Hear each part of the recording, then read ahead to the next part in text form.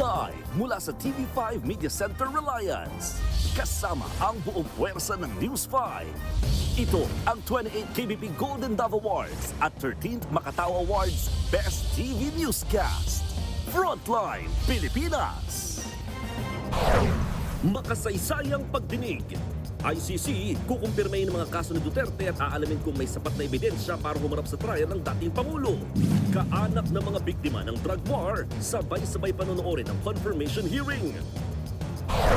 Mga dating magkakalaban na sina PBBM, Lenny at Isko nagsama-sama sa Malacanang. Si DPWH Secretary Vince Dizon, posible nga bang makatambal ni Robredo? Bangkay ng isa sa mga natapunan ng gumuhong bundok ng basura, natagpuan na. Isa sa mga nakaligtas, ikinuwento sa News 5 ang malabangungot na trahedya. Heto naman ang viral ngayon. Babaeng driver nanginig sa tao nang may isang lalaking pinilit buksan ang pinto ng kanyang sasakyan. Pambansang kamao, Manny Pacquiao at Floyd Mayweather Jr. magkaka-rematch na? At eto na nga, anak ni sex bomb IZ na si Sofia bumisita sa Kapatid Network. Sa kabila ng kontrobersya, proud niyang ikinuwento kung gaano siya kaswerte sa kanyang biological father.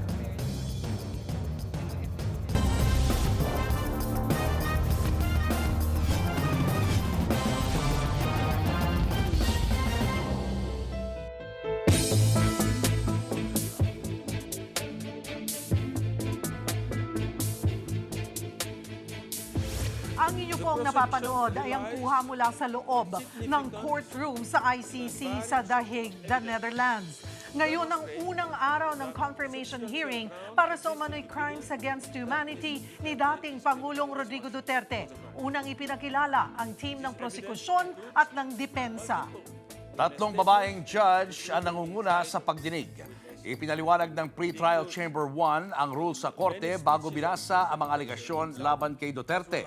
Kabilang dyan ang tatlong counts ng murder at attempted murder nung alkalde pa lang siya ng Davao hanggang sa maging Pangulo ng Pilipinas. Ang iba pang update sa nangyari ngayong confirmation hearing sa kaso ni dating Pangulong Duterte, ihatid namin sa Frontline.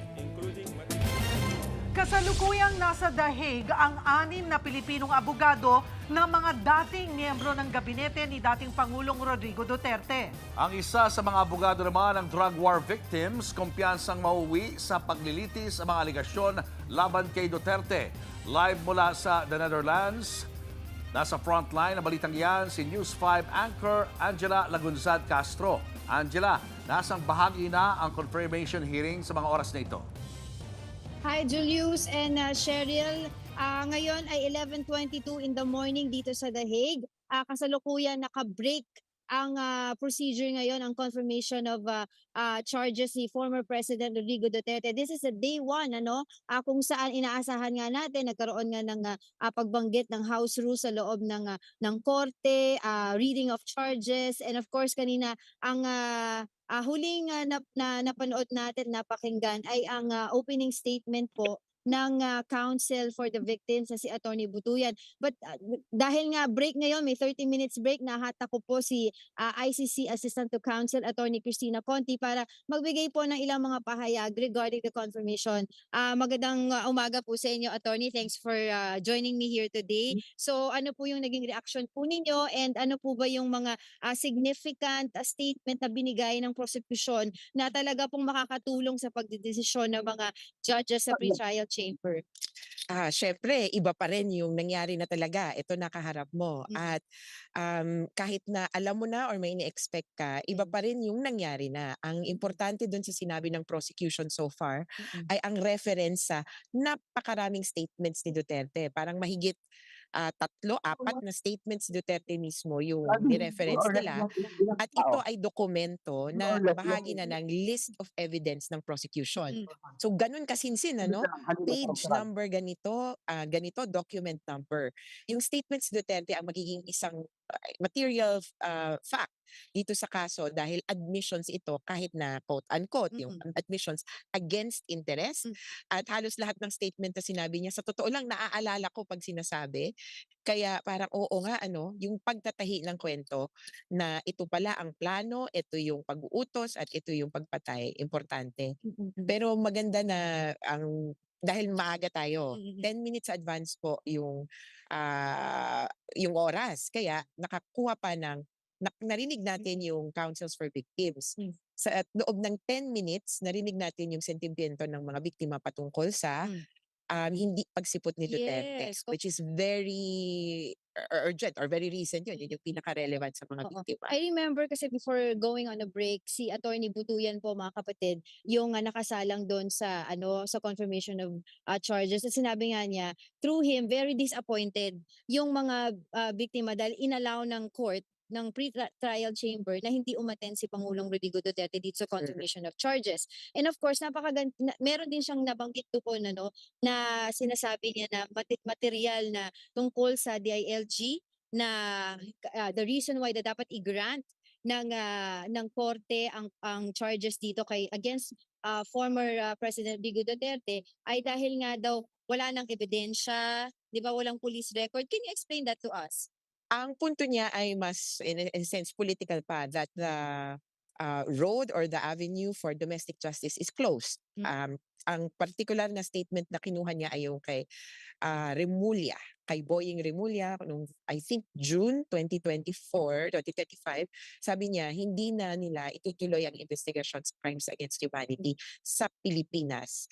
Ang background pa din nito, ang konteksto, inutusan sila ng Quadcom na ang findings nila that the crimes against humanity have been committed. Unfortunately, ang Quadcom po ay legislative entity, kaya kailangan yung mag-imbestiga ay yung executive branch. Kasi DOJ na yon, hindi pwede.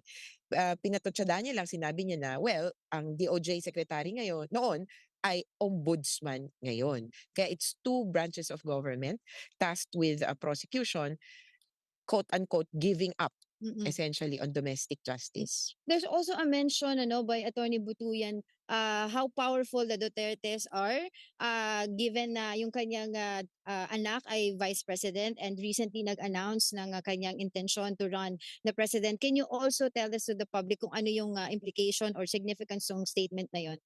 Para sa mga biktima, isang bahagi yon kung haharap ka, magpa-participate ka o hindi.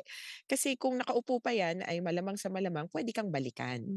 At yung ganung kalakasan, sa ngayon pa lang, takot na sila. Paano pa kung naging presidente ang vice-presidente at makopo nilang iba't iba pa or mas maraming mga posisyon sa 2028. Kaya yung takot, hindi mo lang yun masasabi na, okay naman, iba na ang presidente. Vice-presidente yung isa, mayor pa rin ng Davao yung isa.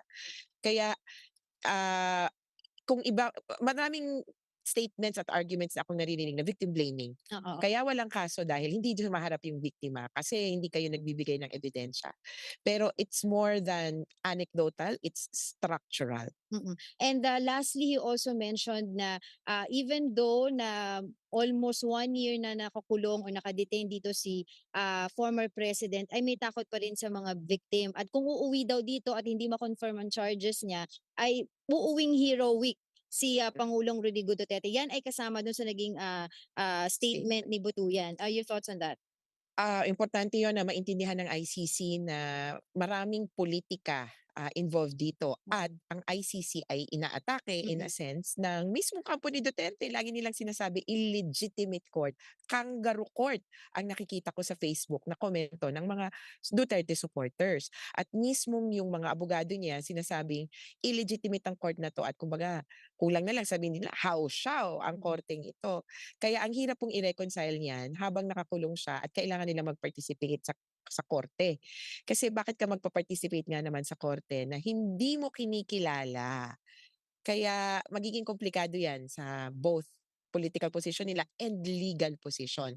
Kasi sa totoo, ang minimum impact niyan, paano papayagan ng interim release o temporary na paglaya ang isang tao na hindi ko makilala sa jurisdiction ng korte?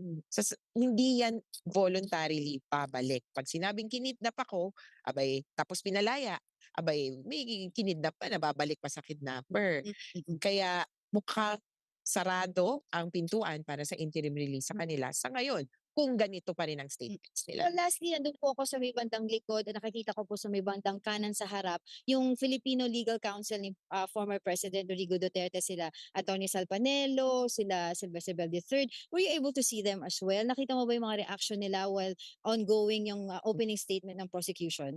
Hindi ko na sila nakita yung mukha, pero nakita ko yung pagpasok nila at nakaupo nga sila sa may harapan. Unfortunately, mukhang dahil front row sila halos, ang makakakita ng reaction nila katabi nila o kaya yung kaharap nila. Ang notable din dito, apparently yung defense team ay may local, may either domestic or Filipino lawyers. Pero mas malaki pa pala ang kanilang international team, kumbaga. Mahigit Malaki. 6 ang pinapakilalang abogado. Alam lang natin ay isa. Kaya parang wow, ang dami. Pero kung ano man, marami rin naman pala ang prosecutors side. Kaya kumpiyansa naman ako na may equality of arms dito. So bali ngayon naabangan na lang natin yung kumbaga yung oral arguments, yung tagisan ng dalawang panig. Yung defense, magpapatuloy pa yung common legal representatives. Tapos yung defense opening statements, technically pasilip lang to. Pero dahil may 10 minutes advance, posibleng magkaroon po tayo before mag-lunch break dito, posible pong magkaroon ng konting mahagip sa arguments mismo ng prosecution. Ang uupo po yung isang abogado at i-argue niya yung tungkol sa elemento ng krimen. Ayun. Sige, yun ang abangan natin. For the meantime, maraming salamat po sa inyong oras. Kasama ko po si ICC Assistant Counsel, Attorney Cristina Conti. Yun muna ang latest dito. Back to you, Julius and Sheryl. Angela, meron pa bang ipipresentang testigo ang magkabilang kampo dito sa mga hearing na ito? Ano ba? Kung meron daw ipipresenta na mga testigo. Kasi sa ngayon, ang pagkakaalam ko, Julius, wala eh. Walang ipipresenta. Maaring manood pero wala. Attorney. Oo, wala pong ebidensya kasi maikli yung oras. May permiso ang prosecutor magharap ng dalawa, pero dito sa hearing ngayon, mukhang hindi na nila kukunin yung permiso. Ang kanina po natin nakita, nagpakita sila ng letrato. Posibleng gano'n na lang ang gagawin, ipapakita yung letrato, posibleng video din ito. Ang mukha namang nakapag-arrange itong prosecutor na i-flash na lang yung videos or photos kung sakasakali. Kaya yung reference po din kanina ay sa mga statements na kung dokumento kasi yung statement may transcript. Dokumento na nandun na sa list of prosecution evidence, ang sasabihin na lang po ay list of evidence item number, page number. So reference na lang at i-quote na lang ng prosecutor. Ayun po. Angela and Attorney Conti, si Cheryl Cosim po. Today is just the first day, several days po ito. Ano pa yung aasahan natin sa mga susunod na araw po? Una, magsisimula talaga ito na prosecution tsaka victims. Makikita natin kung ano yung argumento nila. Pero sa Thursday, ang palagay ko kailangang paghandaan, ano ang depensa ng kabila. So, kumbaga, ng suspect po. Ang suspect so far, ang argumento niya ay walang jurisdiction, ang ICC. Kung narinig niyo sa simula ng trial, si Judge Yulia Motok, ina-explain niya na hindi na po pwedeng ulit-ulitin yung mga natapos ng issue. Palagay ko, kailangang magpresenta ng bagong argumento, bagong statements itong defense para mas maging malaman po yung discussion. Hindi yung balik tayo ng balik sa dati ng issue na na-resolve na. Alright. Angela, napansin lang natin na wala sa defense team ng dating Pangulo itong si Attorney Harry Roque. Siya ba ay nakikita mo dyan? Ay, wala po. Julius, kasi si Attorney Harry Roque ay nag-a-apply ng asylum. Nandoon siya ngayon sa Austria. Hindi siya pwedeng pumunta dito, di ba, Attorney? Kasi yung application niya for asylum ay sa Austria. So, kung mapunta siya dito at makita siya ng authority, baka pa-deport siya. Tama? Thank you so much, News 5 Okay po. anchor Angela Lagunsad Castro. Sabay-sabay pinanood ng mga kaanak ng drug war victims ang confirmation of charges ni dating Pangulong Rodrigo Duterte sa International Criminal Court sa The Hague, Netherlands. Live mula sa UP Diliman sa Quezon City, nasa frontline ng balitang yan, si Camille Samonte. Camille, anong emosyon ngayon dyan sa watch party ng mga kaanak? Meron ngayon na ay break nga itong confirmation of charges hearing at maidimtim talaga yung na nakikinig itong ilang kaanak ng biktima at ninanamnam nila itong naging opening statement nga ng prosecution. May mga dala-dala rin sila mga placards at ang panawagan nila ay Duterte panagutin. Kanya-kanya rin silang hawak ng mga larawan ng mga biktima ng umano'y extrajudicial killings o EJK. Para sa mga naulila, taon na ang kanilang binilang at lumipas pero iisa lang ang kanilang gusto, ang hustisya. Kaya naman, malaking bagay raw ang pagdinig sa kaso ni dating Pangulong Rodrigo Duterte sa ICC para sa kasong crimes against humanity. Bago naman itong watch party, lumahok muna ang ilan sa kanila sa isang art therapeutic action sa Commission on Human Rights kasama ang Philippine Alliance of Human Rights Advocates. Ayon kay FARA Secretary General Edgar Cabalitan, mahalagang maproseso ng mga biktima ang kanilang trauma, lalo sa panahon ngayon na muling natatalakay ang extrajudicial killings ng war on drugs. Kaya naman itong art activity na ginawa nila ay makakatulong daw para nga maihayag yung kanilang pangungulila sa kanilang biktimang kaanak at panawagan na makamit ang hustisya. Dumali rin sa aktibidad ang Chairperson ng Commission on Human Rights na si Attorney Richard Palpalatok. Giniit niya ang kahalagahan ng pagkilala sa karanasan ng mga kaanak ng biktima para tuluyan silang maghilom. Pero hindi raw ibig sabihin nito ay kakalimutan nila ang nangyari. Paalala raw ito sa lahat na dapat igalang ang karapatang pantao anuman ang estado sa buhay. Cheryl, itong mga kaanak ng mga biktima kasama nga ng iba't ibang ibang grupo ng human rights advocates ay magkakaroon pa rin sila ng watch party sa mga susunod na araw hanggang sa huling araw ng confirmation of charges hearing kung saan nga tatalakayin naman yung estado ng pagkakadetene ng dating Pangulo. But so far, Cheryl, itong mga family, ang mood talaga nila ay hopeful sila kasi nga parang ang nakikita nila for the longest time napakadilim nung kanilang nararanasan and now slowly nagkakaroon ng liwanag, nagkakaroon sila ng pag-asa, hopeful sila na at least it's a small insignificant incident na makarating nga dito sa ICC at talakayin na nga yung kasong crimes against humanity ng dating Pangulo. Cheryl. Maraming salamat, Camille Samonte. Mula sa binansagang Duterte Street, dumayo ang mga taga-suporta ng dating Pangulong Duterte sa tapat ng ICC kung saan nagaganap ang confirmation hearing. At live mula sa The Hague, the Netherlands, nasa frontline ng balitang yan si News 5 Vigilante, Mac Ortiz. Mac, anong sentimiento ng mga supporter ng dating Pangulo? Julio Ferrer, dito tayo ngayon sa labas ng ICC kung saan nagtitipon-tipon ang mga taga-suporta ng dating Pangulong Rodrigo Roa Duterte. Sa ngayon, siguro more or less, meron silang 100 to 150.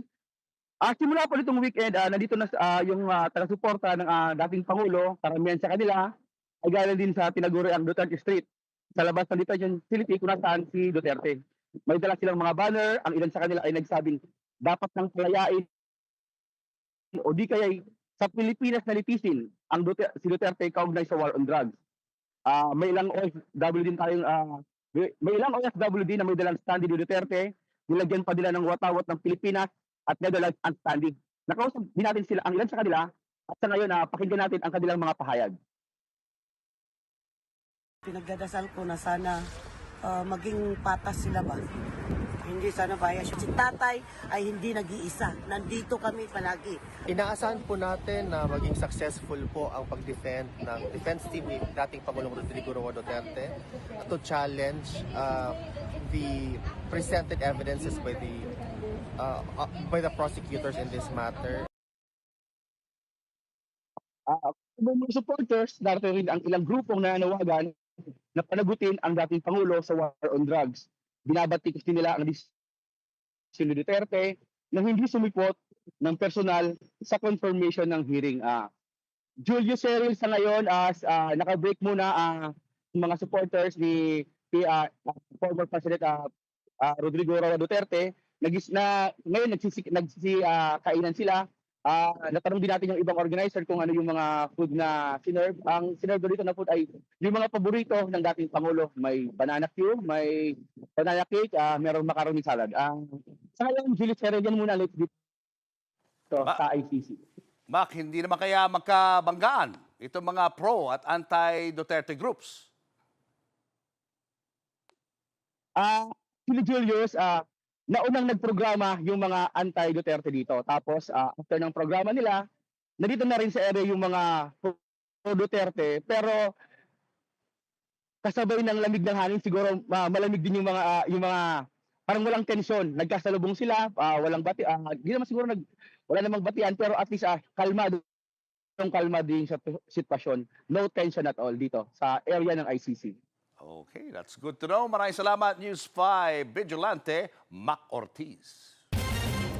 Nanawagan na ang Duterte supporters sa Davao City na pauwiin na sa Pilipinas si dating Pangulong Rodrigo Duterte. Ang ilan naiyak pa. Live mula sa Davao City, Ania sa frontline sa balita, si Bril Montalvo ng News 5 Mindanao. Bril, ano na ang panawagan pa ng mga Davaoenyo? Cheryl, emosyonal na umaasa ang mga Davaoenyo na makakauwi pa rin sa bansa si dating Pangulong Rodrigo Duterte kasabayan ng pagsisimula ng confirmation of charges na dinidinig ngayon ng International Criminal Court o ICC sa The Hague, Netherlands. Umiiyak na humarap sa News 5 ang Davaoenyo at Duterte supporter na si Tatay Ping Ang. Para sa kanya, walang ginawang kasalanan ang dating Pangulong Duterte kaya dapat nang iuwi sa bansa. Ganyan din ang pakiusap ng Duterte supporter na si Nanay Evelyn Ansing na isang street sweeper. Pakinggan natin ang kanilang pahayag. Ako gisikitan yun ko ba? Wala bagay sa sala. Wala sala, tigo lang. Butang-butang nga siya sala ka, di mao, binuang na. Sa Marcos administration, hinaot unta nga ilan ang paulion si Tatay Digong kay wala man yun na siya sala. Ikaduha, tigulang na siya. Kailangan makauli na siya.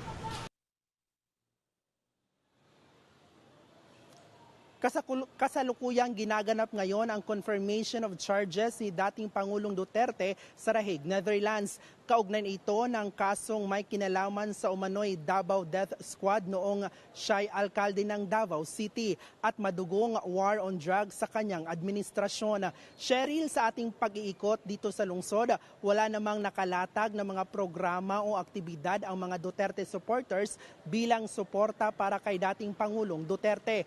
Pero nakahanda ang kapulisan sakaling magkaroon ng pagtitipon ang mga anti at pro-Duterte dito sa Davao City. Cheryl.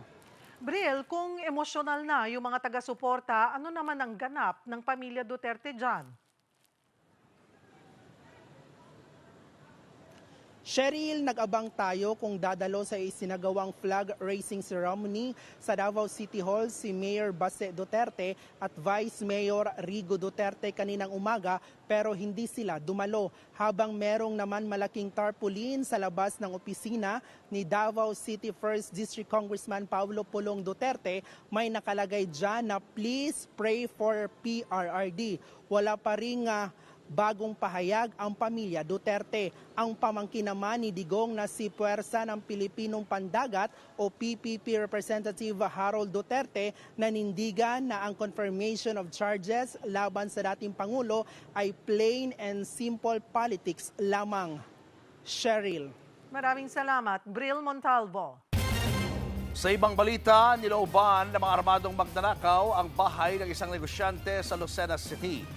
Meron naman daw nakabantay na gwardiya pero iginapos siya at inagaw ang kanyang baril. Narito ang Frontline Report Exclusive. Sa kuhang ito ng CCTV, makikitang nakayapak na pinasok ng 3 lalaki ang bahay na ito sa barangay Silangang Mayaw sa Lucena City madaling araw kahapon. 2 sa kanila, armado ng baril. Ang kanilang nilooban, bahay ng isang negosyanteng nagmamay-ari ng bigasan at pabrika ng mantika. Sa eksklusibong panayam ng News 5 sa anak ng biktimang negosyante, nasa kwarto raw sila noon ng kanyang pamilya nang pumasok ang mga magnanakaw. Ang isang ito, hinalughog ang opisina.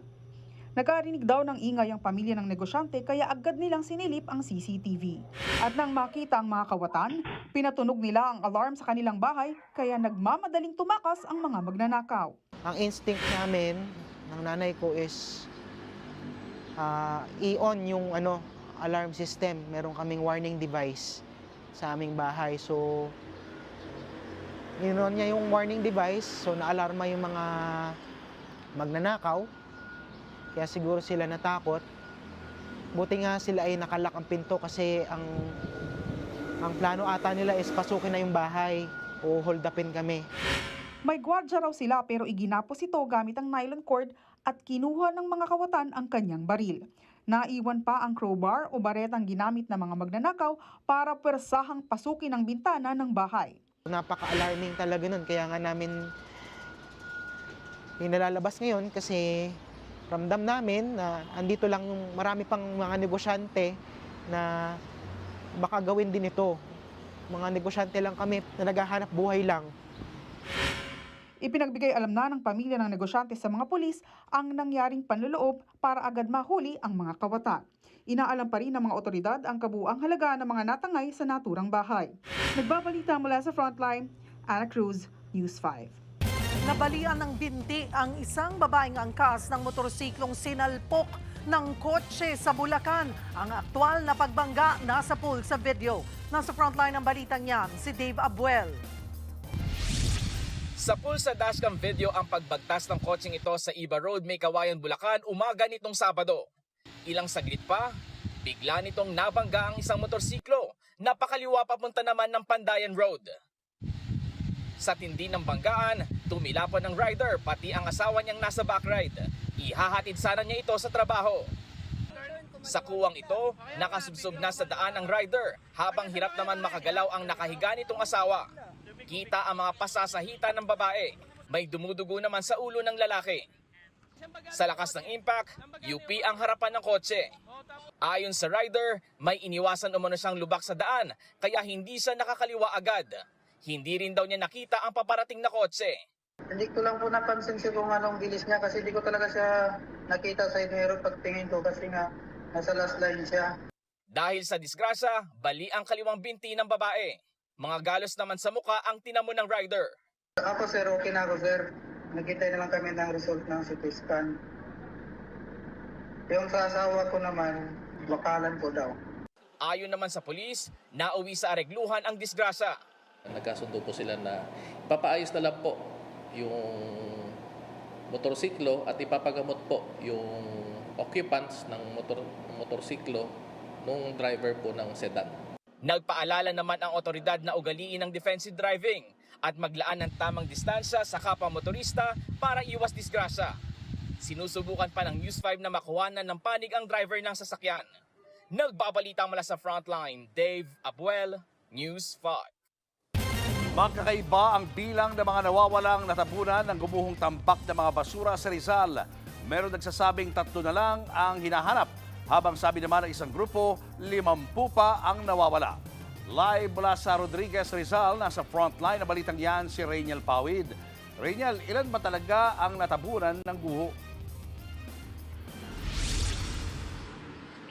Julius, sa pagbisita nga natin doon sa landfill site, 3 bersyon ng storya yung ating nakuha. Una nga yung sa grupo ng Kadamay kung saan sinabi nila na 50 individual yung natabunan nga doon sa landfill. Yang bilang na yan, agad namang pinasinungalingan ng landfill management at ng lokal na pamahalaan kung saan sinabi nila na simula nga noong Biyernes ay 3 lang yung reported missing individuals doon sa landside area at doon sa landfill area. Pero naman, pagbisita natin doon sa community na malapit doon sa landfill, isang survivor yung ating nakausap kung saan sinabi niya na nasa 20 kasamahan niya yung natabunan nga ng buhay.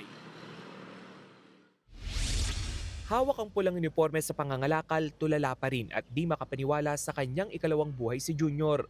Isa siya sa mga nakaligtas sa pagguho ng landfill sa Rodriguez, Rizal noong Biyernes. Di ko na maramdaman eh. Ay, parang bigat ng katawan ko eh. Hanggang dito po sir. ang mga basura. Pero lahat po kami sir, pero kaligtas ng mga 80 tao. Pero may 20 tao po na naman sir, mga doon sa lalim. Gabi-gabing binabangungot pa rin si Junior sa huling tagpo na kanyang nakita bago nakaalpas sa bundok ng basura. Ang kasamahan niya nadaganan ng bulldozer na kasama sa guho. May bata po ngayon doon sir na kumakapitan yun. Kasi di ko pong alam kung sino yun kasi takip yung mukha eh. Sa investigasyon ng mga otoridad, nagsasagawa ng compacting o pagsisiksik ng basura nang biglang gumuho ang bahagi ng landfill. Pagtulak ng bulldozer, medyo nagkasabay yung 4 na unit. Siguro sobrang bigat plus yung basura yung tinutulak niya is yung likod nag-crack. Nag-crack siya sa likod.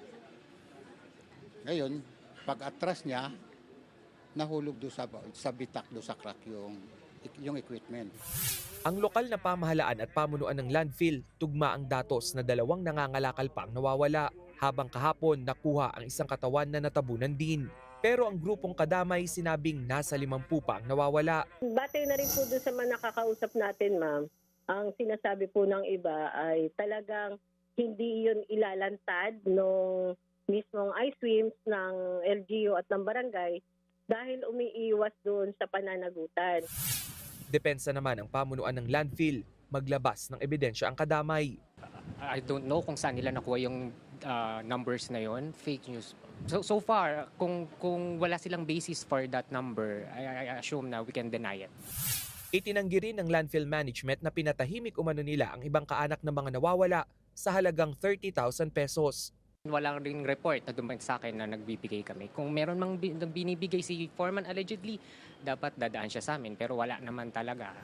Sumulat naman ang provincial government ng Rizal sa DENR para imbestigahan ang insidente. Bilang tugon, inisyuhan ng DENR ng notice of violation ng landfill dahil sa paglabag sa ilang probisyon ng Environmental Compliance Certificate. Julius, tuloy-tuloy naman yung search and retrieval operations doon nga sa landfill area. Pero yung pagbaba nga natin doon sa komunidad ng mga waste picker o yung mga nangangalakal ng basura, isang katakatakang komento yung ibinigay nila nang tanungin natin kung may alam ba sila doon nga sa nangyari. Ang sabi lang nila sa atin ay no comment. No comment hindi dahil sa wala silang alam, no comment dahil natatakot daw sila na yung mga magamit nila o yung mga masabi nila ay magamit against doon sa landfill management at maipasara ito. Pag naipasara ito ay tiyak mawawalan daw sila ng kabuhayan. Julius. Maraming salamat, Rainiel Pawid. Muli na namang nag-cruise ang landas ni Pangulong Bongbong Marcos at Mayor Leni Robredo. Sa pagkakataong ito, sa Malacanang naman sila nagkita at nagpunta rin doon si Senator Bam Aquino. Nasa frontline ng balitang yan, si Mobile Journal, Julie Baiza. Muling tumapak sa Malacanang pala si dating Vice President at ngayon Naga City Mayor Leni Robredo. Para yan sa pagtitipon ng local government leaders para sa programang Sa Bagong Pilipinas, Bawat Bayan makikinabang ni Pangulong Bongbong Marcos. Ito ang unang beses na tumapak sa Malacanang si Robredo mula nang maupong Pangulo si Marcos. Nito nga lang Sabado, bumisita sa Naga City si Pangulong Marcos. Wala raw bahid politika yan, kundi para sa Oplan kontrabaha sa syudad. Hirit pa nga ni PBBM, I think the mayor will agree with me na serbisyo muna bago politika. The most political thing that we did today, I wore my pink socks. My pink socks in honor of Mayor Leni. Natawa ako nung sinabi niya na nakapink socks siya at pinakita niya pa. Ano naman yun? Ina-appreciate ko naman na kahit magkatunggali kami ng twice, walang trace nung rank or all. Talagang trabaho lang talaga yung pinunta. sa kabila ng ingay sa politika, nanindigan si Mayor Leni na masyado pang maaga para pag-usapan ang 2028 presidential elections. Hindi ko kino-consider pag-usapan yung political this early. Kasi ang dami ko pang trabahong gagawin at marami tayo lahat trabahong gagawin. Gaya sa akin, kauupo ko lang bilang mayor, hindi pa nga 1 year. Para pag-usapan yung 2028, parang disservice naman yun. Kamakailan lang, inanunsyo ni Vice President Sara Duterte ang kanyang pagtakbong Pangulo. Natanong din tungkol dyan ng alkalde at ang sagot niya, Karapatan naman ng kahit sino. Nire-respeto naman natin yan. bago ang pagkikita ni PBBM at Mayor Leni, naunang nakipagkita ang alkalde kay DPWH Secretary Vince Dizon. Pero muli, nabahira na naman niya ng politika at umugong ang posibilidad ng Robredo-Dizon tandem sa 2028. Sagot dyan ni Secretary Dizon. Huwag niyo ko isasama dyan, nagtatrabaho lang ako dito. Pwede ba huwag niyo ko isama sa politika gano'n? Sabi nga ni Presidente, huwag ang politika, trabaho lang. Kanina naman sa Malacanang, hindi nagpa-unlock ng panayam si Mayor Leni. Nagkaroon lang din siya ng photo op kasama si PBBM at iba pang mayor. Nakatuon ulit yan sa trabaho tungkol sa 57.8 billion pesos na pondo para sa Local Government Support Fund o LGSF. Bilang local chief executive, kayo ang unang nakakaramdam ng problema at unang nakakarinig ng mga hinaing. Dahil kayo ang nakakaalam ng tunay na kalagayan sa inyong komunidad, sa inyo nagsisimula ang pagbabago. Tinalakay ang pagpapabilis ng proseso para maramdaman agad ng taong bayan ang mga programa ng gobyerno, kabilang na ang edukasyon. Personal pang nagpunta kanina sa Malacanang si Senador Bam Aquino na siyang chairman ng Senate Committee on Education. Nakiisa siya sa signing ng Memorandum of Agreement ng DepEd at mga LGU para sa nationwide classroom building program. Nag-shake hands pa nga sina Senador Bam at PBBM. Bukod kina Senator Bam at Mayor Leni, dumalo rin sa Malacanang ang 200 alkalde. Kabilang na si Pasig Mayor Vico Soto, Quezon City Mayor Joy Belmonte at Manila Mayor Isko Moreno. Isa rin si Moreno sa mga nakalaban ni Marcos at Robredo sa eleksyon. May balak kaya siyang tumakbong muli. VP Sara announced her presidential bid and medyo matunog yung pangalan nyo and ni Mayor Leni. Pabayaan nyo na ako dito sa Maynila. Ayaw nyo na ako. Pero sir, steady na lang ako sa Gedli. At sa lokal lang po ako eh. Sir, may mga kumakausap na sa inyo? Tatakbo ako. Mayor. Wala namang nakaschedule na private meeting ang Pangulo sa kahit sinong alkalde. Nagbabalita mula sa Frontline, Mobile Journal Julie Baiza, News 5. Noong isang taon pa pala, nag-recruit ng kanyang running mate sa 2028 si Vice President Sara Duterte. Pero hindi pa raw umuoo ang gusto niyang makatandem. Narito ang report. Noong Miyerkules nang i-anunsyo ni Vice President Sara Duterte ang pagtakbo niyang Pangulo sa 2028. It took me 47 years to understand that my life was never meant to be only mine. Today, I have peacefully accepted that my life is unlike any other. Pero sa panayam ni VP Sara sa SMNI nitong weekend, inamin niyang noong isang taon pa nag-recruit ng kanyang running mate at meron na raw siyang napili. Pero pa-blind item muna ito ngayon. Hindi na muna siya pinangalanan ng bise hanggat hindi pa raw final ang desisyon nitong kumandidato. Pinabulaanan din ni VP Sara na estratehiya niya ang pagtakbong Pangulo para takutin ang mga kongresistang boboto kaugnay ng kanyang nakabinbing impeachment complaint sa Kamara. Ayon sa bise, wala siyang kapangyarihang manakot dahil iisa lang siya. Hindi raw tulad ng ilang miyembro ng Kamara na kaalyado ng administrasyon. Kabilang sa mga lumutang na pangalang posibleng katandem ni VP Sara ay ang mga senador na sina Amy Marcos, Robin Padilla, Rodante Barcoleta, Bam Aquino, at maging si dating VP at ngayon Naga City Mayor Leni Robredo. Wala pang nagkukumpirma sa mga yan na gusto nilang tumakbo sa Vice Presidency. Si Senador Robin Padilla, tatakbo lang daw kung utos ni dating Pangulong Rodrigo Duterte. Bumuelta rin si Padilla kay dating Political Affairs Advisor Ronald Llamas. Nag-ugat yan nang i-repost ni Llamas ang One News article kung saan sinabi ni Padilla na bukas siyang maging running mate ni VP Sara kung iuutos ng nakatatandang Duterte. Ayon kay Llamas, patunay lang daw ito na wala umanong sariling utak si Padilla. Sa post ni Padilla, giniit niyang wala siyang balak tumakbo, hindi katulad ng mga kaalyado ni Llamas na gigil kumandidato.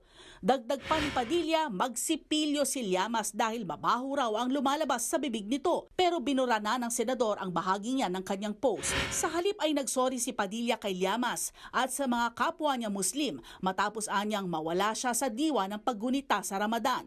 Ipinaliwanag din ng senador na chairman ng kanilang partido si Duterte at sa patakaran ng partido, chairman ang masusunod sa kandidatura ng mga miyembro.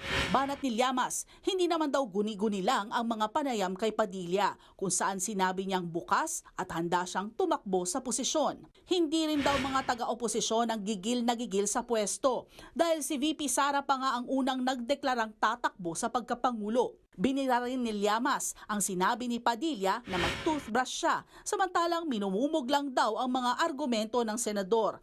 Yan daw ang problema kapag walang sariling utak. Wala pang bagong sagot dyan si Padilla. Nagbabalita mula sa Frontline, Faye Tobias, News 5. Showbiz, eto na nga! Mga kapatid, eto na nga ang mga umaarangkadang showbiz balita ngayong Lunes. Make peace with yourself. Yan po ang makabuluhang payo ng drag queen at influencer na si Sofia Trazona para sa mga kapwa niya transgender. Sa kanya pong pagbisita sa Good Morning Kapatid, si Sofia ang anak ni Sex Mom Izzy na laging laman ng balita dahil po sa kanyang gender preference. Nasa frontline ng balitang yan, si MJ Marfor.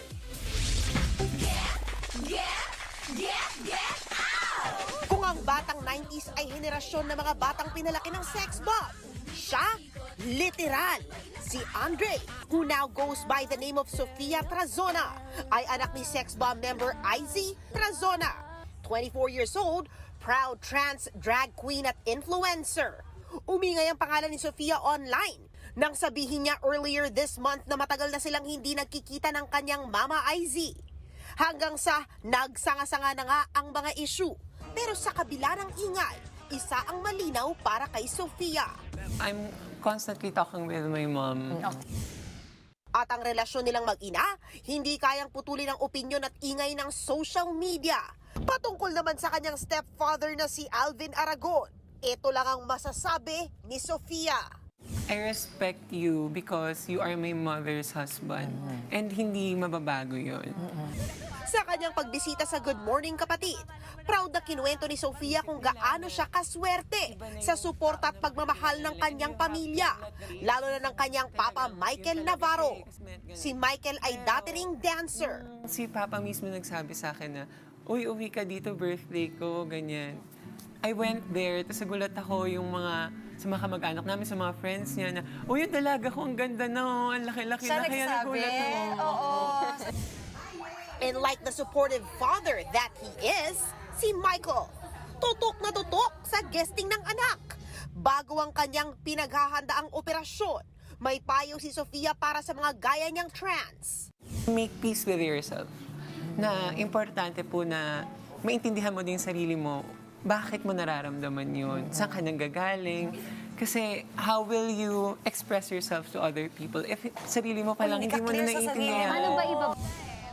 And in true homage para sa kanyang mama Izzy, syempre, dapat may pasample ang batang pinalaki ng sex bomb.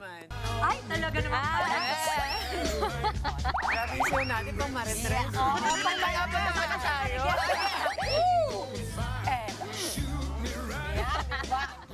Nagbabalita mula sa Frontline. MJ Marfori, News 5.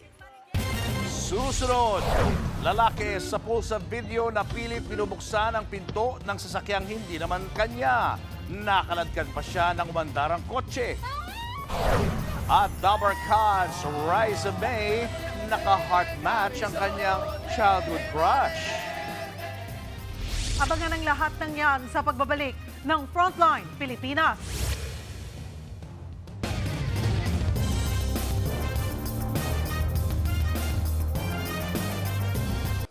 Mga kapatid, Cheryl Cosing po. Maging maalam at may pakialam sa mga napapanahong issue at headlines. Mag-follow at mag-subscribe na sa social media pages ng News 5.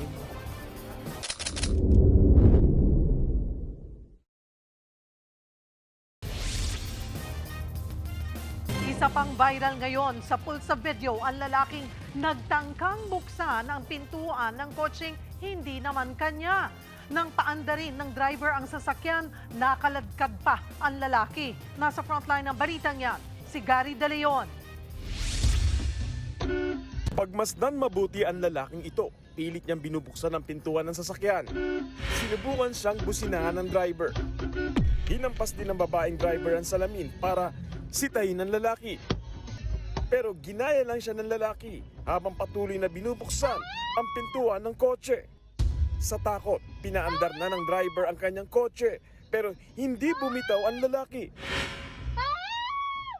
Bandang huli, naiwan na rin ang lalaki pero ang biktimang motorista nanginig sa takot.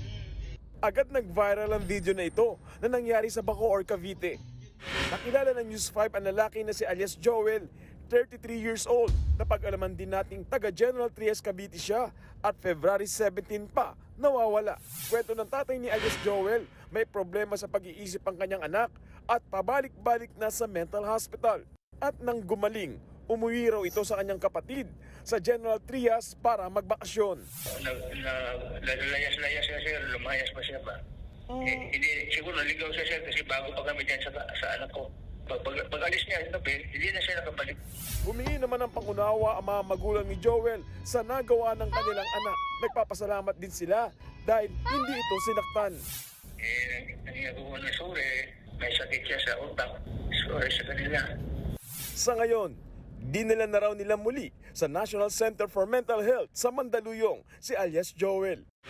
Sinubukan din namin kunin ang panig ng babaeng motorista pero hindi pa siya sumasagot sa aming tawag. Nagbabalita mula sa frontline, Gary De Leon, News 5. Sa ibang balita naman, dismayado si Senador Risa Ontiveros sa nakita mga barko ng China malapit sa Pag-asa Island. May panawagan din ng mga residente ng isla sa mga senador o yung mga senador na pro-China. Nasa frontline na balitang yan si Gio Robles. Hindi ordinaryong isla malapit sa Palawan ang Mischief o Panganiban Reef. Dati itong bahura na nakalubog sa dagat pero tinambakan, pinalawak at ginawang base militar ng China. Nakita yan mismo sa personal ni Senator Risa Ontiveros na unang beses sumama sa Maritime Domain Awareness Flight ng Philippine Coast Guard sa West Philippine Sea. May malawak na runway, mga hangar, pantalan at malalaking estruktura para sa mga barko at eroplano ng China. Nasa 130 nautical miles lang mula Palawan ang Panganiban Reef na pasok sa 200 nautical mile exclusive economic zone ng Pilipinas. Hindi kalayuan sa Panganiban ang Ayungin Shoal. Naroon ang BRP Sierra Madre na nagsisilbing outpost o bantay ng Pilipinas sa bahaging niya ng WPS. Habang nasa ere, nakausap at kinamusta ng senadora sa pamamagitan ng radio communication ang mga sundalo na nakadeploy sa Navy vessel.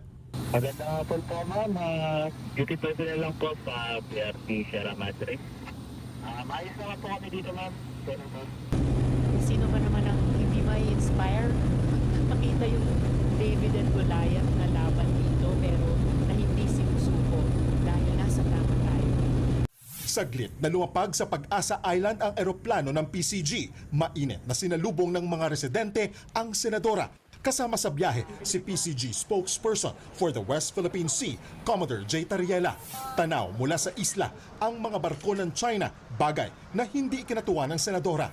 Totally unacceptable. It has to stop. Siyempre nakaka-offend. Challenge nila yung ating Philippine Coast Guard at saka Philippine military aircrafts. At talagang inaangkin nila na kanila itong bahagi ng karagatan natin. Pero para sa senadora, mas malaking hamon ngayon na tugunan ang pagkakawatak-watak ng mga pananaw ng mga mismong Pilipino sa issue ng teritoryo. Importante na pag-isahin talaga tayong lahat ng mga Pilipino. And itong palapit na 10th anniversary, first decade anniversary ng arbitral ruling sa July 12, 2026 ay isang napakagandang pagkakataon na gunitain talaga ito in a very highlighted and impactful way. Ayon kay Kalayaan Mayor Baltazar Alindogan, bukas ang Pag-asa sa lahat ng opisyal ng gobyerno na gustong bumisita, kabilang na si Senator Rodante Marcoleta. Welcome din siya, welcome. Mas maganda kung makapunta niya para nasa po niya makita niya yung aktual na kalagayan natin. Ang grade 11 student na si Nicole dito na sa Pag-asa lumaki. Kwento niya, higit pa sa isla sa dulo ng ating mapa ang turing nila sa Pag-asa. Ito na raw kasi ang nakagisnan niyang tahanan. Aminado si Ashley na sanay na sila sa mga barko ng China malapit sa isla. Hindi dahil hindi sila takot, kundi dahil dito sa isla, araw-araw itong realidad. Pangarap ng 16 anyos na pumasok sa Philippine Military Academy. Gusto ko rin pong maging sundalo para may pagtanggol din po. Di din po to yung isla kasi para po sa amin dito na po kami lumaki, so parang karapatan naman po namin ipaglaban yung isla namin kasi atin naman po ito, hindi naman po to sa kanila eh. Hindi na itago ng high school student ang dismaya sa mga tinaguriang tsinador. Kung wala naman po silang magandang sasabihin about po sa isla, mabuti na lang po manahimik na lang po sila at wag po ipamigay yung isla kasi wala naman po silang alam, ang alam lang naman po nila ipamigay ito eh. Mula sa Pag-asa Island sa West Philippine Sea, nagbabalita mula sa Frontline, Gio Robles, News 5.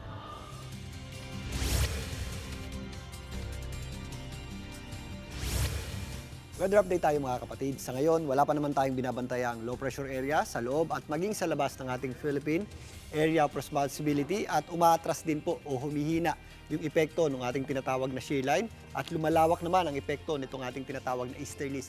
Ito pong easterlies ay nagpapaulan sa ilang bahagi ng Visayas at Mindanao at mas lalawak pa pong epekto niyan sa mga susunod na araw na kung saan yan naman po ang magpapataas ng ating temperatura o mas mararamdaman natin ang unti-unting pag-init ng panahon kasabay po ng paghina ng ating amihan in the next few days. Pero sa ngayon, ito pong ating amihan ay nagdadala pa rin po ng malamig na gabi at madaling araw sa malaking bahagi ng Luzon, particularly sa northern at central Luzon. Sa katunayan, kaninang umaga, meron pa rin tayong mga mabababang temperaturang naitala sa malaking bahagi ng Luzon na kung saan umabot po yan sa 14.4 degrees Celsius sa Baguio City. Bumagsak naman po yan sa 20 degrees Celsius yan po sa may Aurora.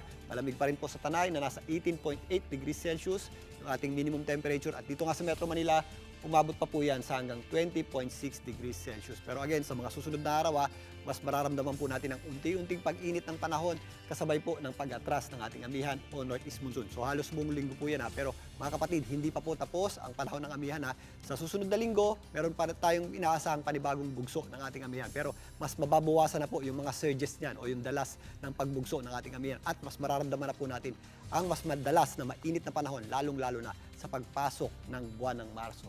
Sa ngayon, yung ating easterlies naman ay nagdadala po ng mga possible na thunderstorm sa ilang bahagi ng Bicol region pero ang malaking bahagi po ng Luzon, makakaasa po ng maliwalas sa panahon, lalong-lalo na sa gabi at madaling araw, medyo malamig pa rin po at mas iinit nga po sa mga susunod na mga araw. Pero sa tanghali, saan pa rin po natin na magiging maganda po yung sikat ng araw at posible po yung ating mga isolated lamang o yung mga dagliang maihinang pagulan tuwing hapon at gabi. Dito naman sa Eastern Visayas, nag-i-extend din po yung epekto ng ating easterlies na kung saan possible din po yung ating mga thunderstorms yan. Ang natitirang bahagi naman ng Visayas at ang Mimaropa area, mga localized o yung mga afternoon showers at thunderstorms ang ating aasahan tuwing sumasapit nga ang hapon at gabi.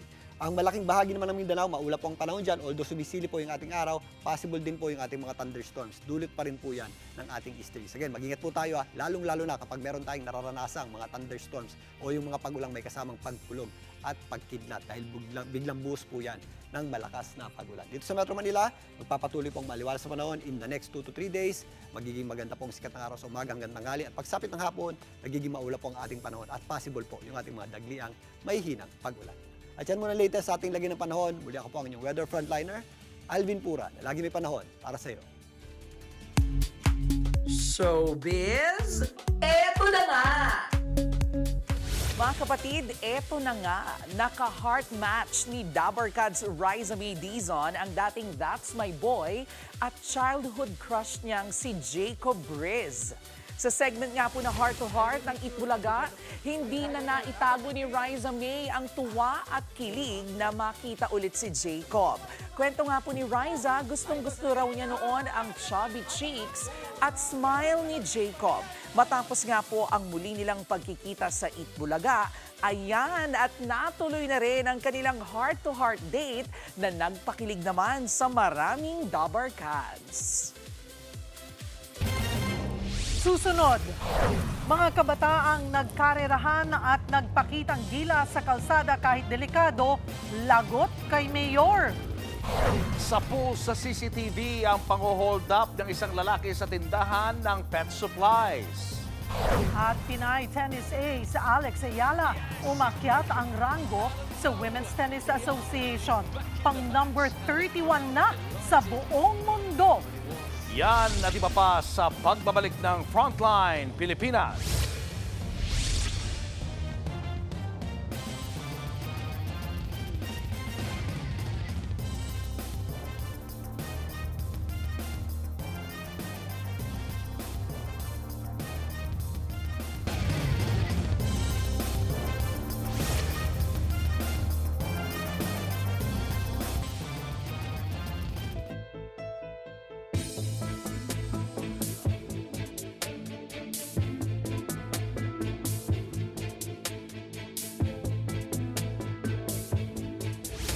Nagsimula na ang ikalawang sesyon ng confirmation hearing ni dating Pangulong Rodrigo Duterte. Sa pahayag ng human rights lawyer at abogado ng mga biktima na si Attorney Joel Butuyan, ipinaabot niya sa korte ang pagkadismaya ng pamilya ng drug war victims dahil sa hindi pagharap ni Duterte sa pagdinig. Nagbibigay naman ng pahayag ang depensa at gaya ng prosekusyon at abogado ng mga biktima, 30 minuto rin ang binigay sa defense team ni Duterte. Ipinatawag ng alkalde ng Cordova, Cebu ang mga kabataang nagkarerahan at nagmotor stunts sa kalsada. Giit ng mga binatilyo na engganyo lang daw sila naggumaya sa isang viral video. Narito ang Frontline Report. Sa kuha ng cellphone video, makikita ang 4 na motorsiklong ito sa Centennial Road sa bayan ng Cordova sa Cebu. Matapos makadaan ang isang sasakyan, pumorma na ang 4 na rider para magkarera. Ang iba sa kanila, nag-ala Superman pa. Sa isang bahagi ng video, makikitang tumigil ang mga motor. Tumba? Tumba. Buhay pa man ka? Buhay pa. Asa man nakabarog pa? Barog pa bago maglamba. Tagam. Nakarating ito sa lokal na pamahalaan at ipinatawag ang mga sangkot sa drag racing. Napag-alamang 3 sa kanila, mga minor de edad. Nabisto ring walang mga driver's license ang mga ito. Sa salaysay daw ng mga kabataan, naengganyo silang gawin ng motor stunt nang mapanood ang rider na nag-video sa Trans Central Highway sa Cebu, Kamakailan. Nagkasundo sila sa, kasi mga mga kabarkada yan, yung ganyo siguro sila kung anong nakita nila. Kasi baguhan lang, parang may lumalabas ata sa TCH. Oo, yan. Parang nainganyo kasi ginagaya na rin nila. Aminado ang mga magulang, pasaway talaga ang mga anak. Ay mangon siya nga dili siya padala sa motor. So ligot man gyud. Ini mo alaw ani niya ng gamit og motor gani ang yawi amo ginataguan. Kung iyang kawaton, mao ni suspecti ka po sinisyon ako aning mataayod. Nangako ang mga magulang na babantayan ang mga anak. Humingi na rin sila ng tawad at tiniyak na di na mauulit ang nangyari. Pinatawad naman ng alkalde ang mga magulang pero babala nito. This will serve as lesson natong tanan. This will serve as warning. Miari lang niya ang mga ginikanan karon tungod kay nangayo og pasaylo. Nangayo og chance. Naunta tagaan silang chance nga ilang mapanton ang ilang mga kabataan. Kung kay permiro man nga panghitabo, I will deal it with a few, with a naigamay nga compassion. Apan, balikon ako, this will be the last. Naglabas na ng show cause order ang LTO sa mga may-ari ng motorsiklong ginamit sa karerahan para magpaliwanag. Nagbabalita mula sa Frontline, Ana Cruz, News 5 Regional. Pinapatawag na ng LTFRB ang 2 jeepney operators sa Calamba, Laguna dahil sa may modus nilang kambal plaka. Nabistong 2 operator ang gumagamit ng parehong plaka para sa kanilang mga jeep. Bukod sa mga operator, ipinatatawag din ang mga tsuper ng mga sangkot na jeep. Ayon sa chairman ng LTFRB na si Attorney Vigor Mendoza II, ito'y malinaw na paglabag na maaring magdulot sa pagwawalang bisa ng kanilang Certificate of Public Convenience o karapatang mamasada. Binigyan ang mga operator at driver ng hanggang March 13 para ipaliwanag ang kanilang panig.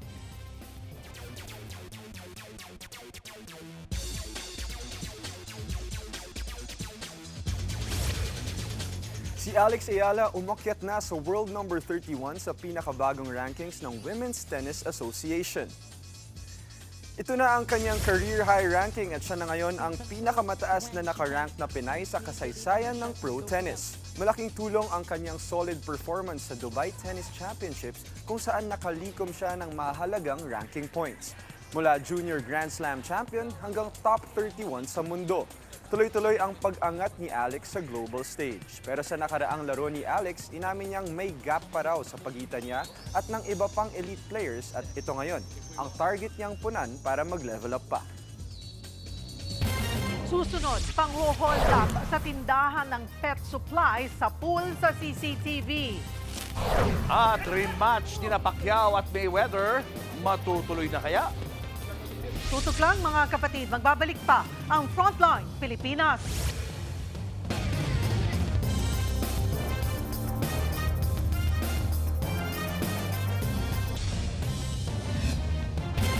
Hinold up ng isang lalaki ang pet shop sa General Trias, Cavite. Ang kahera walang nagawa ng tutukan ng baril. Nasa frontline na balitang yan si Gary De Leon. Kuha sa CCTV ang lalaking pumasok sa tindahan ng pet supplies sa General Trias, Cavite. Nang palapit na siya sa cashier ay tinakpan niya ang kanyang muka. Maya-maya, kinuha niya sa bag ang isang baril saka itinutok sa tindera. Napaatras ang kahera. Dito na nilimas ng lalaki ang benta ng tindahan saka umalis na parang walang nangyari. Ilan saglit lang, muling bumalik ang hold-upper. Tinangay naman niya ang cellphone ng tindera. Sabi niya sa akin na wag daw akong sumigaw. Nabang nakatutok sa tagiliran ko yung baril, nilagay niya sa backpack niya yung pera. Tapos, pagkalagay niya sa backpack niya ng pera, sabay sabi niya na yung bag daw kung may laman pa. Sabi ko wala na po. Tapos nakita niya yung cellphone ko, kinuha niya rin. Napagsumbong pa ang biktima sa mga otoridad. Rumusponde naman ang General Trias Police pero nakatakas na ang hold-upper. Sa investigasyon, napag-alamang may kasabot pa pala ang kawatan. Isang rider at naka-uniforme ng motor taxi ang nagsilbing lookout. Aabot sa 8,000 pisong cash at 15,000 na halaga ng cellphone ang kanilang natangay. Tinutugis na sila ng mga pulis. Nagbabalita mula sa frontline, Gary De Leon, News 5. Natagpuan ang bangkay ng isang vlogger na nakagapos sa barangay Lalo, Tayabas City sa Quezon. Sa investigasyon, nagpaalam umano ang biktima na si Mark Anthony Atienza sa kanyang asawa noong Sabado na mamimingwit lamang sa ilog. Pero hindi na nakauwi ang biktima. Ayon sa mga otoridad, natunton ang bangkay ni Atienza sa isang hukay na malapit sa ilog. Nakabalot ang kanyang ulo ng itim na t-shirt at may busal sa bibig. Patuloy pa yang iniimbestigahan ng mga pulis.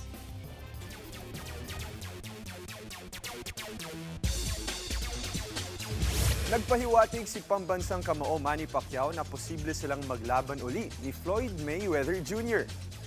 Kasunod ito ng announcement ni Mayweather na lalabas siya ng retirement para bumalik sa professional boxing. Nang matanong si Pacman tungkol dyan, ang sabi niya ay, abangan nyo ang mga announcement. Nakatakdang lumaban sa exhibition match si Pacquiao sa darating na Abril kontra kay Ruslan Provodnikov. Sa parehong buwan ay sasabak din sa exhibition match si Mayweather kontra kay heavyweight legend Mike Tyson. Nagtatagisa na ang mga empleyado ng MVP Group of Companies sa iba't ibang sports sa MVP Olympics 2026. Present din ang ilang celebrities sa mga palaro. Nasa frontline ng balitang yan si MJ Marfori. The heart of the MVP group, Mr. Manny V. Pangilinan. Mismong si MVP Group of Companies Chairman Manny V. Pangilinan ang isa sa mga nangunguna sa opisyal na pagbubukas ng MVP Olympics 2026 sa Meralco Grounds sa Pasig City nitong weekend. Present sa lighting of the torch si Gilas Pilipinas star Dwight Ramos. May live performances din mula sa nag-iisang Asia songbird, Regine Velasquez Alcacil. Magkahawak ang ating kamay at walang kamalay-malay. At dance royalty, Maha Salvador. Nagkaroon din ng street dance at cosplay competition. Naglaban-laban na ang MVP Group employees sa iba't ibang sports gaya ng basketball, volleyball, at tennis. Pinaka-inaabangan din ang All-Star Basketball Game na gaganapin bukas, kung saan maghaharap ang mga celebrity. Pangungunahan ni Meralco Bolts coach Luigi Trillo ang White Team, kung saan kasama sina Dylan Minor, Marco Gallo, Derek Ramsey, JC De Vera at David Licauco. Si TNT tropang 5G team manager naman ang magiging coach ng Blue Team, kung saan kasama sina Diego Loizaga, Wendell Ramos, Enrique Hill, Robin Angeles at Joao Constancia. Kanya-kanyang practice na ang parehong teams. May special performance din sina Jed Madela at Jonah sa All-Star Game. Layo ng MVP Olympics na palakasin ng teamwork, sportsmanship at camaraderie sa loob ng organisasyon. Nagbabalita mula sa Frontline, MJ Marfori, News 5. Yan muna ang latest sa Frontline ng sports. Ako po si Diego Dario. Susunod, mga pro at anti-Duterte patuloy na nakaabang sa labas ng International Criminal Court. At internet sensation monkey na si Punch, mas kilalanin pa mamaya sa K-Alaman. Tutok lang mga kapatid, magbabalik pa ang Frontline Pilipinas.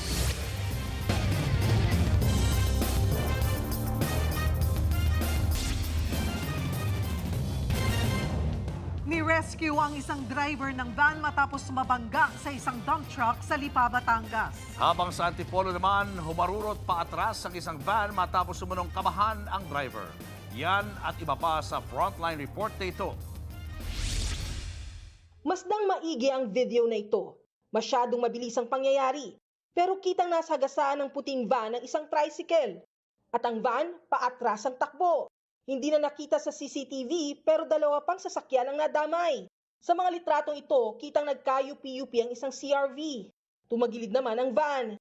Hinala ng Barangay San Roque Fire and Rescue, kinabahan ng driver. Pero kung madyayatan na yung kasunod po niya yung high age, parang napahinto po siya, siguro po nataranta po yung driver. Sabi niya, nawala daw ng peno, kaya po napaatras po siya. Sa kabuuan, 21 ang sugatan. Kabilang ang driver ng van at ang 15 student athlete na sakay nito. Tig-2 naman ang sugatan sa sakay ng tricycle at CRV. Nagtamuri ng sugat ang rider ng motorsiklo. Patuloy pa yang iniimbestigahan. Sa Gumaca, Quezon naman, 25 ang sugatan sa tumaob na bus sa kalsada. Isinugod na sa ospital ang mga biktima. Pinapagpaliwanag na rin sa nangyari ang operator ng bus. Pero hinihinalang nawalan ito ng kontrol kaya humantong sa disgrasya. Sa Lipa City, Batangas naman, maingat at kalkuladong inilabas ng mga rescuer ang naaksidenteng driver ng van. Bumangga ito sa isang dump truck. Kinabitan pa ng oxygen ng biktima, saka siya hinila mula sa driver's seat. Kasalukuyan siyang nagpapagaling sa ospital. Inaalam pa ang sanhi ng aksidente. Nagbabalita mula sa Frontline, Maluy Chivaria, News 5.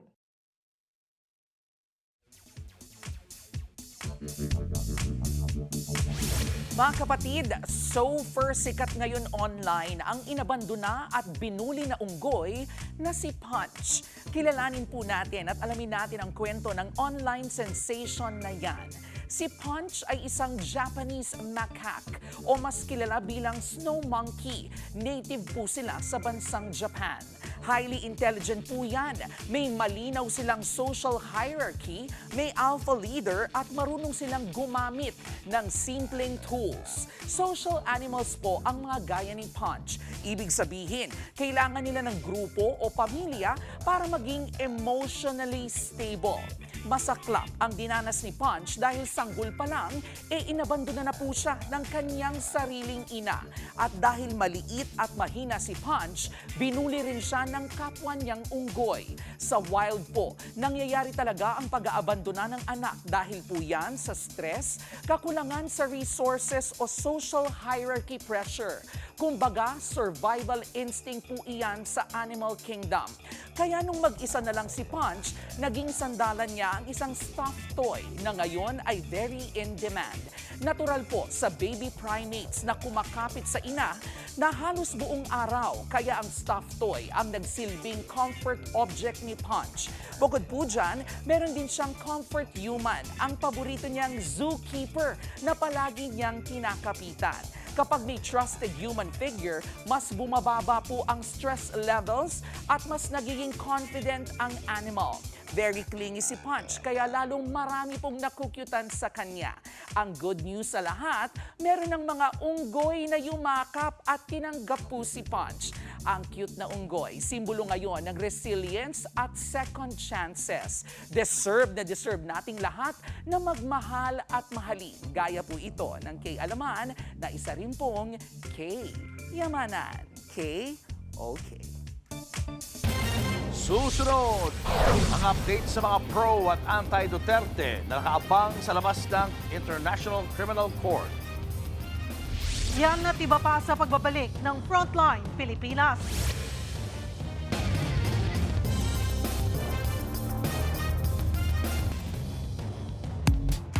Showbiz, eto na nga! Mga kapatid, eto na nga. After 29 years, layag na nga ang love story ni na Aiko Melendez at Juan Mig Bondoc. Days nga po after nilang i-confirm na sila na, eto at may pa-love letter si Juan Mig sa kanyang Han. Punong-puno ng pagmamahal na sinabi ni Juan Mig na si Aiko ang kanyang forever. Pinasalamatan din niya ang nobya dahil sa pagpili sa kanya. Super kilig naman ang fans ng dalawa nang sumagot si Aiko ng short but sweet na I love you, quote-unquote. Higit isang linggo na mula nang i-hard launch ni na Aiko at Juan Mig ang kanilang relasyon. Ayon nga po sa dalawa, hindi raw sila naggagamitan. Pareho naman na raw silang nasa tamang edad at matagal na ring magkakilala. At yan nga po ang ating mga showbiz update at kay Alaman ngayong Lunes. See you tomorrow mga kapatid. Ako po si Jervy Wrightson.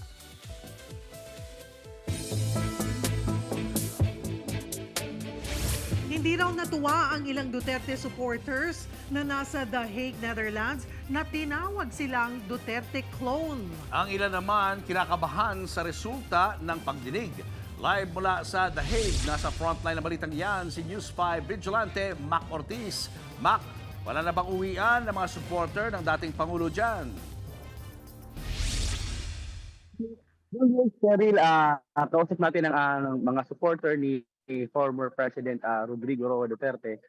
Ang sabi nila, around 4 or 5 p.m. Netherlands time, baka lumipat sila doon sa tinatawag na Duterte Street, doon sa detention cell ni former President Rodrigo Duterte kasi meron pa daw doon na maraming nag-aabang na maraming supporter ng dating Pangulo.